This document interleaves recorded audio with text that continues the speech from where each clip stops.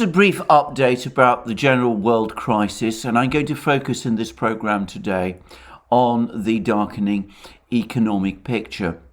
Let me first of all, however, begin by touching on the military situation in Ukraine itself.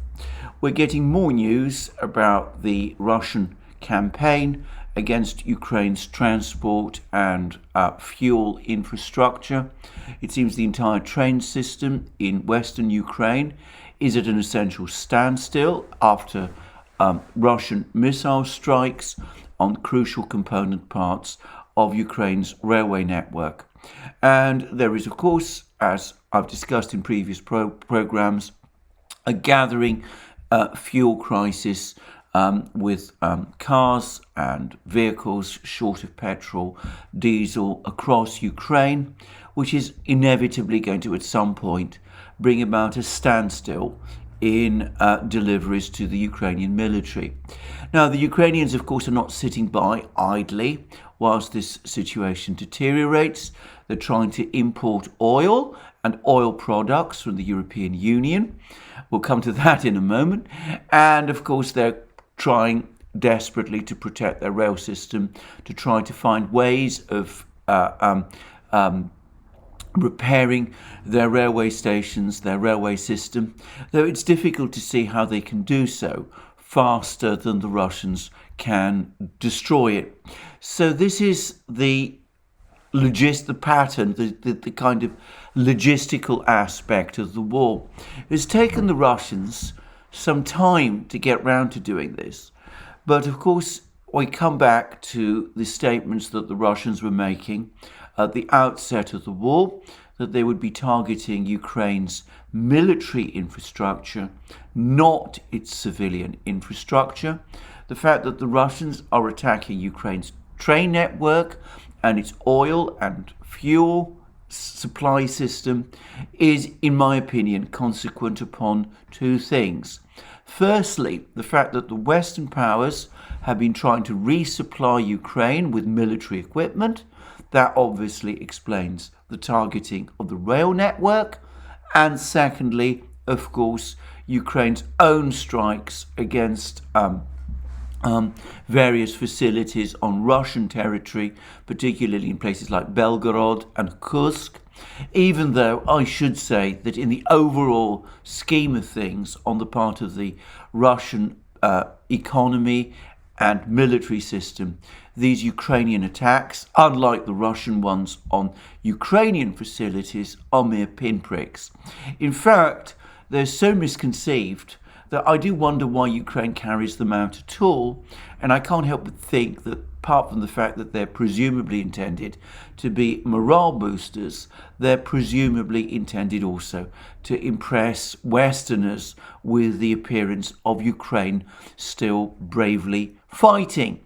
Anyway, it does seem to me that these attacks on Russian oil and refining facilities in Western Russia, pinpricks though they are, have provoked a devastating reaction from the Russians. So often, as is so often the case in this war, actions are taken driven more by emotion and by the need to preserve face than by hard-headed calculations of what is sensible and what is wise. Now, as I said, the Ukrainians are trying desperately to find solutions to this. They're turning to the Western countries for supplies of oil and oil products. That's going to be, by the way, increasingly expensive for the EU and Western powers to do, given skyrocketing oil prices and given increasing fuel shortages within the European Union, though obviously these are nowhere near on the scale as those that Ukraine is facing.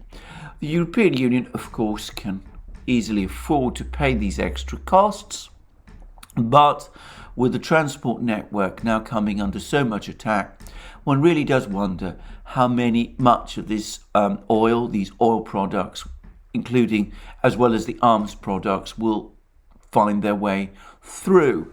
Some of it will, much of it won't. And if we're talking about fuel products, obviously these take up space. They require large depots and storage spaces, which of course become attractive targets for Russian aviation and missile forces. And of course, the Ukrainians appear to be doing something else. There are reports which I've seen, which I certainly cannot corroborate, and which may or may not be true, that the Ukrainians are deeply alarmed by the knowledge the Russians seem to have about Ukrainian rail movements, and there is now apparently an investigation by the Ukrainian Security Service, the SBU, trying to find who are the spies, supposedly, within Ukraine's railway network, who are supposedly providing all this information to Russia. I doubt, by the way, that there are many such spies. I'm pretty sure that the Russians have ample other means to keep track on what Ukraine's railway service is doing. By the way, and for the record, though I'm no sort of military historian, I remember from my readings of the events of the Second World War that in the run-up and to the Normandy landings by the Allies, the Western Allies in Normandy in June 1944, and in the weeks after, the Western Allies, their air forces, concentrated on doing precisely the thing that we see the Russians doing in Ukraine, targeting the French and German railway systems, and also targeting German oil and refining facilities. And the effect of this in 1944 was that after a certain point, the Germans did indeed begin to run out of oil and ammunition and of all the things that they needed to keep their battle groups in northwest France fighting. And it was one of the factors, in fact, a very important factor in causing the eventual collapse of the German forces in northwest France at the end of July 1944 and the beginning of August. Now, perhaps that's an important point to make because of obviously military forces on the front line have fuel and ammunition ready to hand. The fact that they are being deprived of resupply tends to take some time to manifest itself, but it is eventually a devastating problem when the entire resupply situation is as severely disrupted as it was in 1944, or as I suspect it will be in Ukraine on this occasion. By the way, and for the record, the Russians did exactly the same thing in Syria over the course of 2016. I remember that during the battles around Aleppo in 2016, the Russian Air Force did not concentrate its efforts on attacking frontline jihadi fighters who were fighting in and around Aleppo. On the contrary, their major priority was in attacking supply convoys, ammunition and fuel dumps, food supply situations, and, by the way, command posts. And again, it took a while for the effect of this to manifest itself, but manifest itself it eventually did, and there was, as I remember, a sudden and total collapse in jihadi resistance in and around Aleppo in the last quarter of 2016. So something like that is probably what the Russians are planning to do in Ukraine. As for the situation in the battlefronts, it seems to me that here again we see the Russians deliberately waging a war of attrition. They make, as I've discussed in my long video yesterday, incremental advances in various places, using very heavy artillery fire to make the position of Ukrainian forces untenable. They then advance. They wait for the inevitable Ukrainian counterattacks.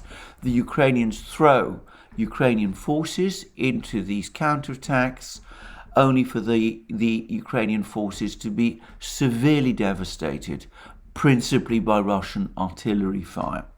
That way, Russian casualties are held down to low levels, whilst the losses Ukraine suffers are becoming devastating. This morning, by the way, the Russians claimed that in fighting, in shelling yesterday, up to 600 Ukrainian troops, or Ukrainian nationalists, as the Russian Defense Ministry always somewhat unattractively describes them, were killed. Now, that's almost certainly an exaggeration, but the fact that the Russians believe that they're killing so many hundreds of Ukrainian soldiers is perhaps tells us something, perhaps gives us some idea of the amount of devastation, the amount of death that is going on in Donbass at the present time. And anybody who doubts this should simply do what I sometimes give myself the courage to do, which is to look at some of the films and pictures and photographs coming out of the war in Donbass. And I have to say, the pictures of destroyed Ukrainian equipment, of dead Ukrainians, are harrowing, as are, by the way, some of the pictures of Ukrainian soldiers being taken prisoner, many of them not particularly fit-looking, middle-aged men.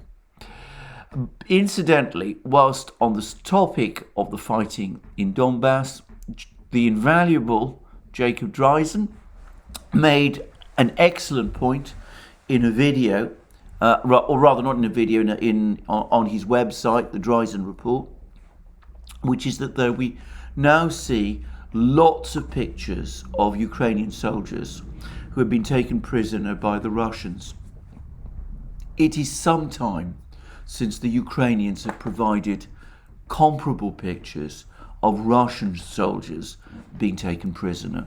And I think that in itself is telling, and it gives us a clear idea, a clear picture of what is happening in Donbass. Meanwhile, we have the usual claims and counterclaims about the progress of the war in Donbass, and a particularly heavy fog of war settling over the Azovstal factory. Yesterday, there were lots of Ukrainian reports that the Russians were in the process of storming the Azovstal factory. The Russians immediately denied any such claim. They did say that their artillery was in operation and that some of their special forces troops were in parts of the factory, but they are still apparently, or so they say, adhering to President Putin's order that there should be no attempt to storm this factory. I don't quite understand why the Ukrainians should pretend that there was a great battle going on over the factory, when it seems to me, from what the Russians said and from the photographic evidence, that no such battle took place. But there may be an explanation in a report which I read this morning in the Daily Telegraph, which claimed that for Ukraine, the battle in Mariupol, in Azovstal, is now the main battle in the war in Ukraine. Now, that does seem extremely strange, given, as I said, that the Ukrainian force in Azovstal is completely bottled in, that the land bridge between Donbass and Crimea that the Russians built through Mariupol appears to be secure. But it does seem to me that it's presumed that, like so much that's gone on in the war, especially if we're talking about reporting from the Ukrainian side, this is more about image, the appearance of things, as opposed to the reality. The image this time is of heroic Ukrainian defenders battling courageously in the factory, keeping the Russians, number them 10, 20, 100 to 1 at bay. A kind of story of the Alamo, if you wish, a Ukrainian Alamo. It doesn't have any real connection to reality, but it's part of the myth-making, rather like the Ghost of Kiev and the incident on Snake Island and all sorts of other things that we've heard. And of course, it's now part of that narrative that we are seeing being created in and around the Azovstal factory. Now, I have one major concern about this. Now, I absolutely, by the way, accept that this kind of propaganda, because that's what it is, does have a place in war.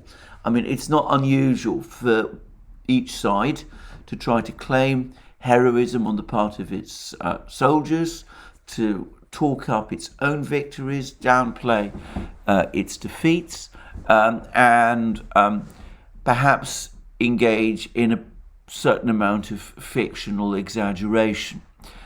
I think that the Ukrainians have gone extremely far, too far, in some of these stories. I mean, I think keeping up the fiction of this Ghost of Kiev fighter pilot who shot down 40 Russian fighter jets single-handed, well, I think that was absurd. And I think, frankly, that was an insult to people's intelligence. And it dismays me that so many people either fell or pretended to fall for the story.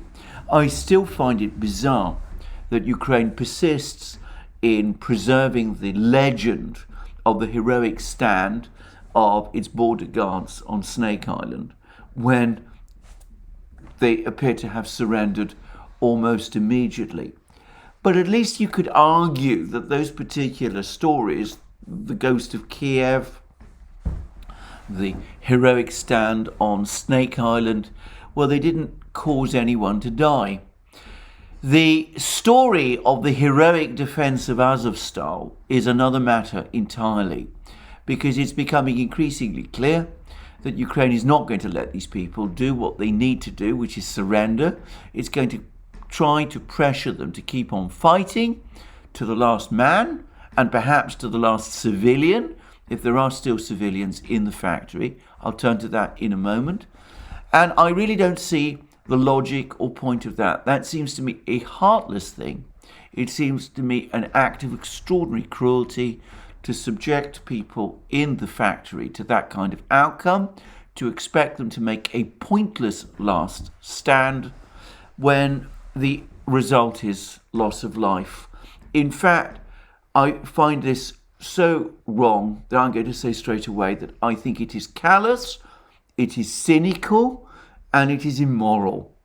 Now, whilst on the subject of the Azovstal factory, around 150 civilians, so I understand, have now left the factory.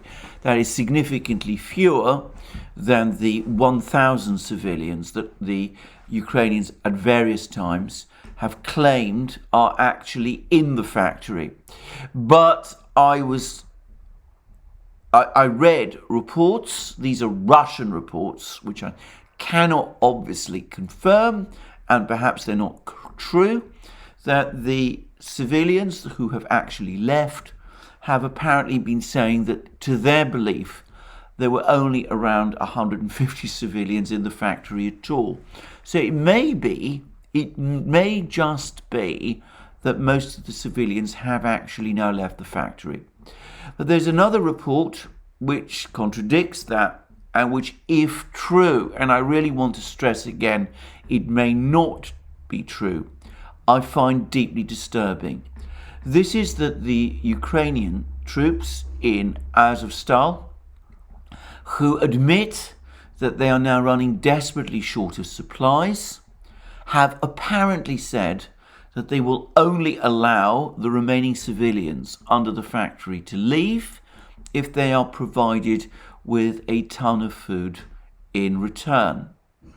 Now, if that is correct, and I want to stress again, this comes from Russian sources, I can't confirm whether or not it is true. I haven't obviously seen it corroborated anywhere else. But if it is true, then I'm afraid all I can say is that it seems to me like a crime, and it does seem to me in that case corroboration of the Russian claim that these people, these civilians, are being held in the factory as in effect hostages. I hope this claim is wrong. I hope the story is untrue. I think that the Russians will not agree to provide this ton of supplies to the Ukrainians if that kind of demand has been made. And I think Western governments, if this demand has indeed been made, should be acting immediately, decisively, to tell Ukraine to stop doing what apparently they are now, what the Russians at least allege that they are now doing. Anyway, that's one thing. That's all I'm going to say about the fighting in Azovstal. There are, again, reports that this fighting is coming to an end. It's been the evacuation of the civilians from Azovstal that has delayed the final surrender of the factory.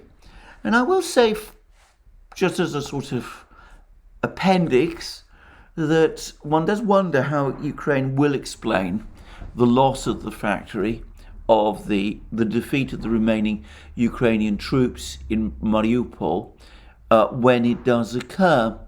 There have been many battles in the fighting in Ukraine. The Battle of Mariupol has so far, up to this point, been the biggest.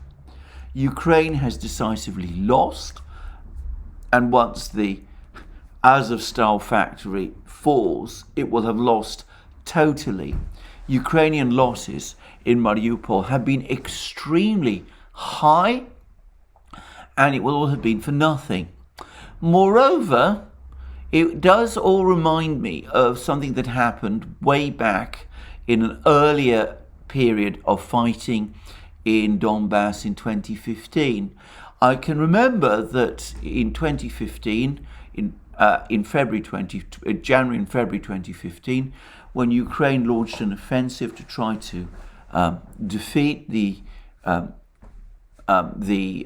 militia of the Donetsk and Lugansk republics, a major point of battle became Donetsk airport, which at that time was controlled by Ukraine. Very much like Azovstal, this is a sprawling facility with lots of bunkers and all sorts of places, and there was lots of talk about the extraordinary gallantry and competence and ability of the Ukrainian soldiers who were defending the Donetsk airport, and there were some really rather, I thought, creepy claims about how these men were practically cyborgs, immune to pain and injury, able to keep on fighting presumably until, well, I'm not quite sure what. In reality, eventually Donetsk airport was captured by the Donbass militia, and most of these people, these so-called cyborgs, were killed. And I remember that this defeat had a devastating effect on Ukrainian morale. I wonder whether trying to build up the legend of the heroic defense of Azovstal isn't going to have something of the same effect on Ukrainian morale when Azovstal does indeed eventually fall. Anyway, that's what I wanted to say about the military situation. It's the economic situation that is becoming, in my mind, to my mind, increasingly pressing. As everybody who follows the news knows, yesterday the Federal Reserve Board in the United States increased interest rates by 0.5%.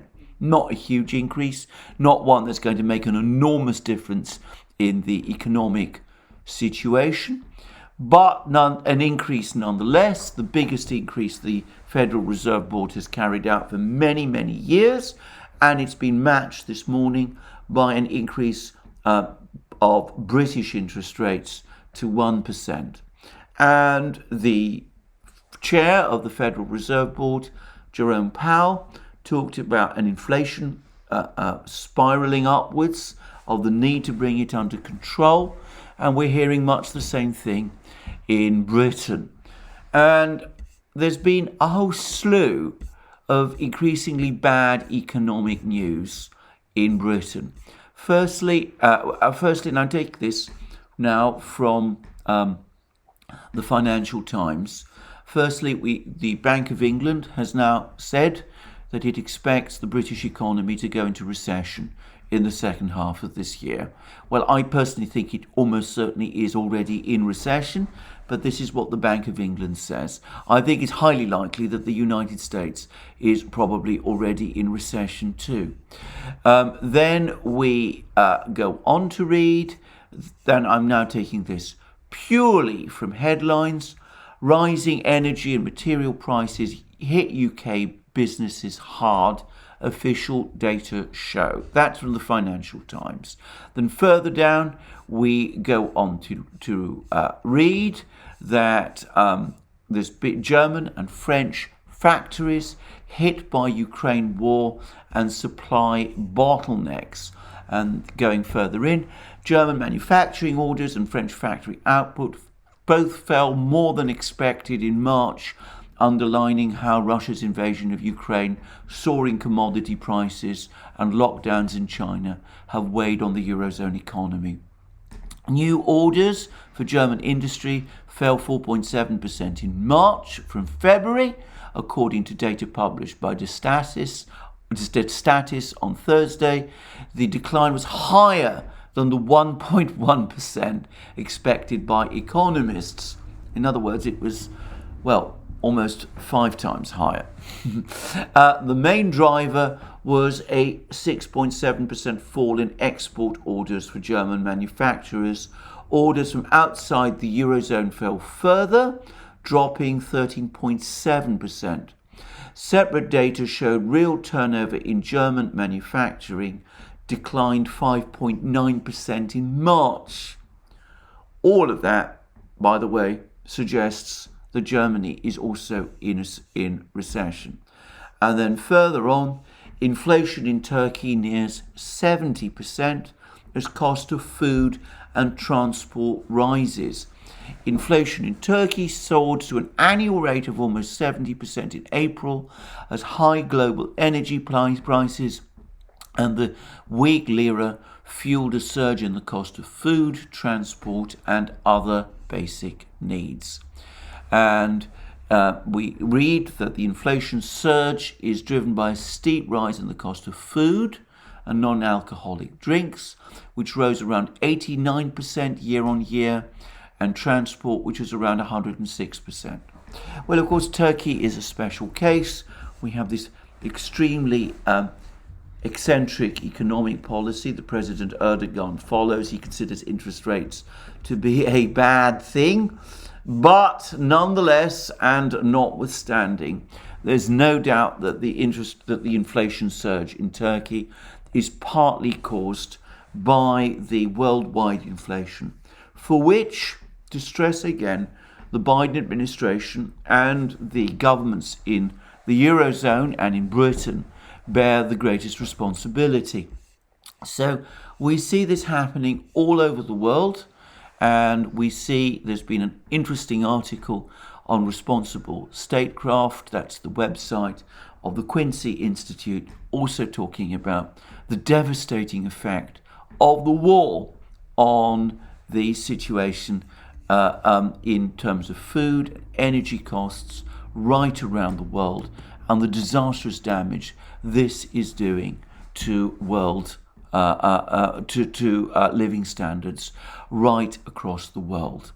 And one feature of this rise in interest rates in the United States is that the dollar is becoming stronger. Not good news for the United States, by the way. It continues to experience surging import bills. The US trade deficit is at record levels. But it's interesting to see that every currency in the world is apparently falling against the dollar. The euro is falling against the dollar. The pound sterling is falling against the dollar. I'm not even going to talk about the Turkish lira, which is in a different state again.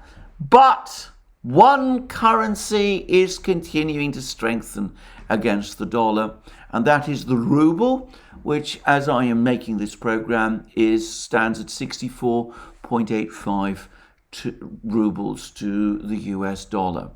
So the ruble continues to strengthen, even as the Russian central bank does the opposite of what central banks elsewhere are doing. In the United States, in the Eurozone, before long, not quite yet, but I think inevitably, in Britain, Western central banks are raising interest rates. In Russia, the central bank is cutting them. And just to reiterate again, though the headline inflation rate in Russia this year is likely to be around 20%, most of that price surge seems to have happened in February, March. The central bank, the Russian central bank, says that inflation over the next few months has steadied to around 10 to 12%, in which case it's not much greater, if it is greater at all, than inflation in the West. So, what do Western governments actually do in response to surging inflation, to recessions in the United States, in Britain, almost certainly in Germany, across the Eurozone, declines in living standards, all of those things? Well, they respond by trying to orchestrate a ban on Russian oil supplies. Now, the European Union is now trying to enforce an embargo on imports of Russian oil to the European Union. It's facing, I suspect, much stronger resistance than it's anticipated from some of the Central European states, from Hungary, from Slovakia, from the Czech Republic, from Bulgaria, from other countries. The extent to which these relatively small countries can hold out against the Commission, backed by the big powers, Germany, France, Italy, and Spain, is questionable. But anyway, for the moment, they seem to be resisting. They're pointing out that there is really no alternative either for them or for Europe to Russian oil. But as I said, that isn't stopping the Commission. The Commission is trying to do something even more further. It's trying to prevent Russia from selling oil at all, anywhere, by trying to strip Russian tankers, Russian oil supply facilities of insurance cover. Now, I'm going to say straight away that isn't going to work. Perhaps in 2014 or earlier, when the Russians didn't have an advanced insurance industry, it would have been very difficult for the Russians to continue to operate their tankers. But today, as I've discussed many times, the Russians, their financial system is far more sophisticated than it was 8 or 10 years ago. And the same is true of the financial systems of other countries, of China, of India, of all of these countries. And there's been a long article also in the Financial Times querying whether this idea of withdrawing insurance cover can succeed, and also essentially admitting that the Russian economy will be able to weather the effect of any refusal by the EU to accept Russian oil. But let's put that aside. Let's ask ourselves a question. What would happen if this policy succeeded? If Russian oil, Russia being, of course, the world's second biggest exporter of oil, if Russian oil were indeed to be entirely denied to the market, well, we would see energy prices rise even further, inflation rise further still, living standards in the West struck even harder. And of course, I'm not even going to discuss what this would do to countries like Turkey, to the entire global South. And yet that seems to be what the Commission wants to do. Whether, by the way, they've discussed this with the British, I have no idea. Most insurance for oil transport is actually carried out in London. And of course, so far as I'm aware, London is no longer a part of the Eurozone. But anyway, let's assume that, this particular problem doesn't actually exist. But as I said, this is such an extraordinary proposal, such a ludicrous proposal. It can't succeed, which is probably just as well, because the effects of it doing so are so off the scale that one wonders, as I said, one really does wonder about the rationality of the people who are coming up with these ideas. But there it is.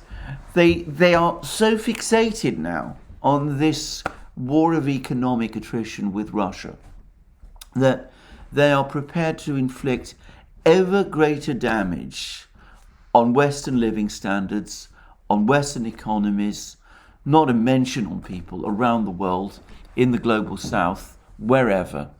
And they're prepared to act heedless of all of those considerations as they pursue this fixation to punish the Russians. It's, to my mind, a classic example of the danger of obsession, of the extent to which obsession carries a very serious risk of causing the most terrible consequences to those who are under its spell. And whilst I'm talking about these things, well, Prime Minister Boris Johnson has come along and said, that Britain is fine with high inflation. We can presumably cope with it.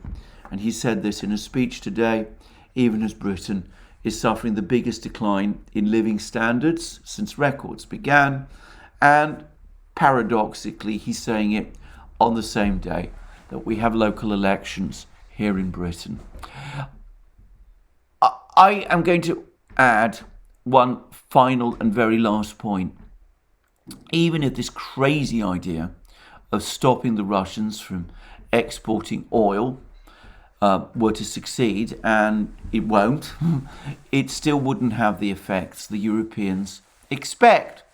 This whole assumption that the Russian economy depends on oil exports and gas exports is fundamentally wrong.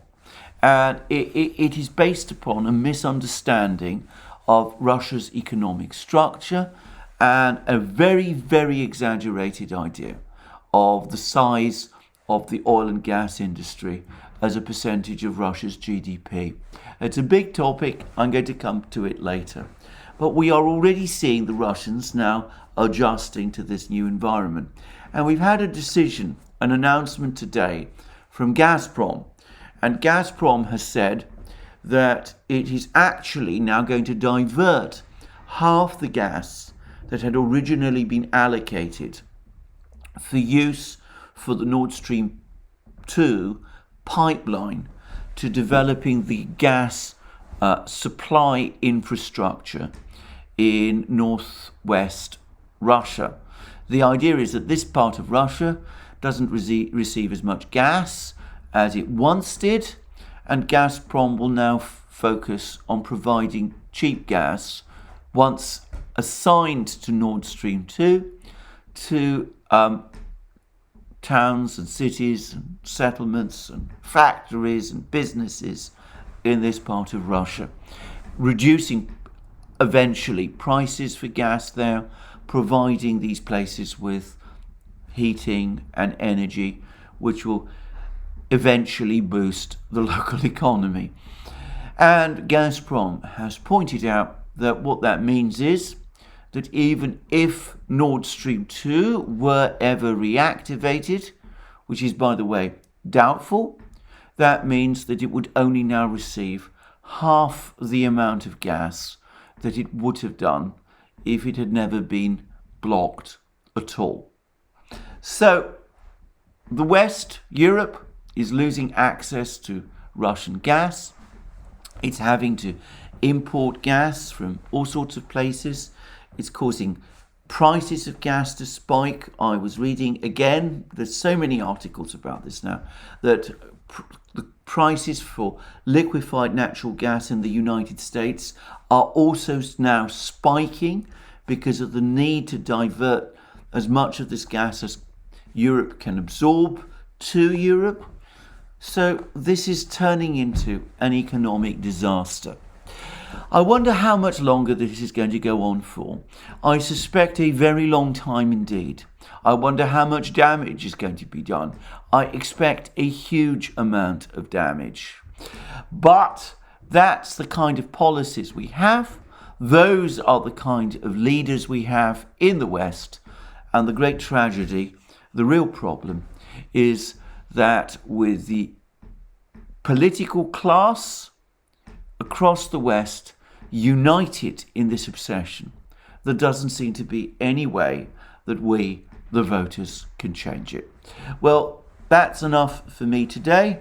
I'll keep you obviously informed about what will happen on the oil and other fronts in future programs. In the meantime, remember, you can also find us on other platforms, Rumble and Locals. And of course, if you're watching this video on Rumble, you can go to the top of the video. You can see the red maroon button there. That will take you directly to our Locals homepage, where you can join our community, participate in my Wednesday live streams, which are exclusive to Locals, publish your own exclusive content, comment on the threads of articles that you will find exclusively on Locals. And of course, we're also on many other platforms like SuperU, ODYSEE as well. And of course, you can also avail yourself of the huge opportunities provided by our shop. You can go and buy things there like our famous magic mugs, our hats, our t-shirts, our sweatshirts, and all the rest. You can support us via Patreon and Subscribestar. And also, if you've liked this video, you can tick the like button. And you can also, please check your subscription to this channel. Thank you for joining me again today. Have a very good day, and more from me soon.